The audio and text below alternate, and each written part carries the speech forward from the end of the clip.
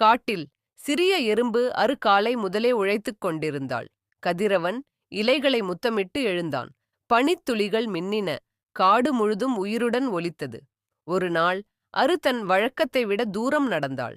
அவள் ஒரு அகலமான மினுங்கும் நதிக்கரையைக் கண்டாள். ஆர்வமாக நீரை பார்த்தாள். ஆனால் நிலம் வழுக்கி பீச் என விழுந்து அவள் நீரின் ஓட்டத்தில் சிக்கிக் கொண்டாள்.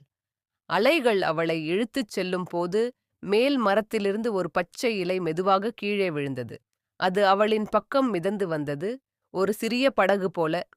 அவள் தன்னுடைய கடைசி சக்தியால் அந்த இலைக்குச் சிறகாக பிடித்து கொண்டாள். அந்த இலை மெதுவாக அருவை கரைக்கு அழைத்துச் சென்றது. அவள் நனைந்த உடலில் நடுங்கியபடி எழுந்தாள். பின்னால் பார்த்தாள்.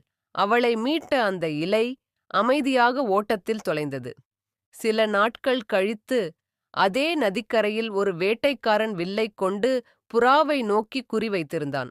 அதை பார்த்த ஒரு நொடியும் யோசிக்காமல் அவன் பாதத்தை கடித்தாள். அவன் வலியுடன் கத்தி அம்பு வழியெழுந்தது. புறா சிறகடித்து வானத்தை நோக்கி பறந்தது. அந்த புறா மீண்டும் வானிலிருந்து வந்து ஒரு சிறிய இலை அருவின் முன் போட்டது. அந்த இலை அவளை காப்பாற்றியது போலவே இருந்தது. வானை நோக்கி சிரித்தாள். நதி மெதுவாக ஓடியது, கருணையும் நன்றியும் போல. அன்பும் நன்றியும் நதி போல் ஓடிக்கொண்டே இருக்கும். அது எப்போதும் திரும்பி வந்து சேரும்.